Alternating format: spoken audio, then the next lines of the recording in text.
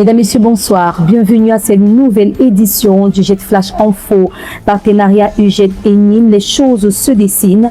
La délégation française a touché du doigt les réalités techniques et les infrastructures de l'Institut. Moment clé de cette descente dans ce journal. Et puis, Mboatek Conférence 2026, le triomphe de l'UJET. Les étudiants de l'Institut ont occupé les 2 premières marches du podium lors de la 7e édition de cette rencontre technologique. Le développement de toutes ces informations, c'est dans ce journal.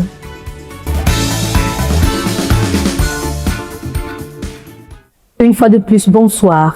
La délégation de l'École nationale d'ingénieurs de Metz a visité les campus de l'Institut universitaire des grandes écoles des tropiques lundi dernier.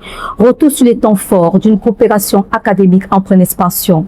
Reportage signé Joël Tunga.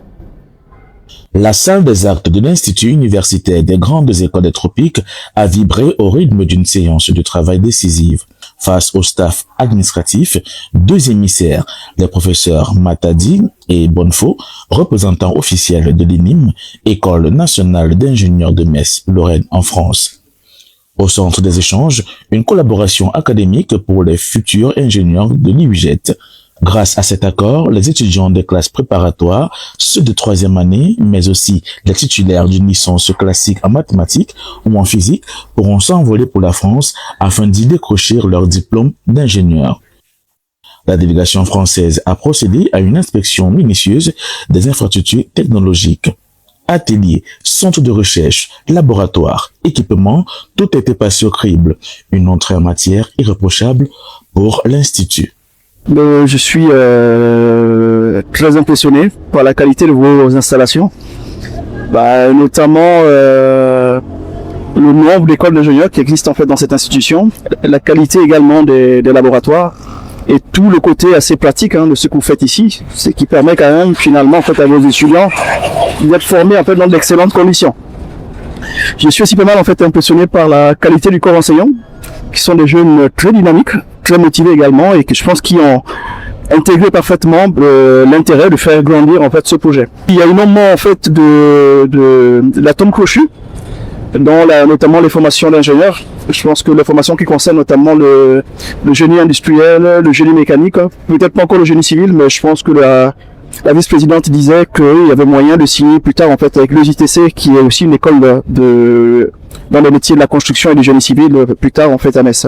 Donc il y a énormément d'accords crochus, on croit fermement en fait à la réalisation en fait et à la pérennisation de ce projet. Au-delà des discussions administratives, les émissaires ont partagé un moment privilégié avec les étudiants pour lever le voile sur les coulisses de ce projet.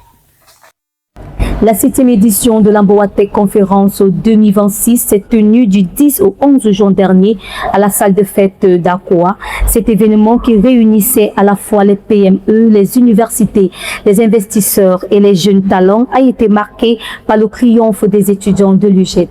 Reportage Rose Abba. Sous le thème Smart City, cap sur la souveraineté numérique. L'édition de cette année a été marquée par le triomphe de la jeunesse camerounaise et plus particulièrement celui des étudiants de l'UJET. Parmi les visages de ce succès, Michelle Mboukonye. Elle a séduit le jury grâce à Medisense AI, une application médicale intelligente conçue pour optimiser la prise en charge et le suivi des patients. Autre consécration, celle de Ludovic Gabin. Son projet baptisé Urban OS s'attaque au front au calvaire des automobilistes, une plateforme de visualisation en temps réel du trafic pour désengorger nos axes routiers. Ils recevront particulièrement un accompagnement de Camer Start-up jusqu'à l'aboutissement complet de leur projet. 2 innovations locales qui prouvent que la transition numérique du pays est déjà en marche, porté par une nouvelle génération de chercheurs. Dernière ligne droite pour les étudiants de première année qui affronteront du 23 au 28 juin prochain le second semestre de l'année académique session 2025-2026. Suzy Poumaillé nous en dit plus. C'est le 2e grand virage académique pour la jeune promotion de l'UJET. Pour les étudiants de première année des campus de Bonabéry et de Bonamoussadi, le compte à rebours est lancé. L'objectif est clair, obtenir la moyenne nécessaire pour passer en classe supérieure.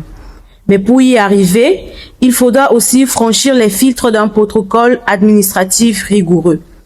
L'administration de l'UJET annonce déjà des mesures strictes, notamment des vérifications systématiques d'identité, le respect des horaires avant le début de chaque épreuve. La fraude étant synonyme d'exclusion directe. Le message de la direction est ferme.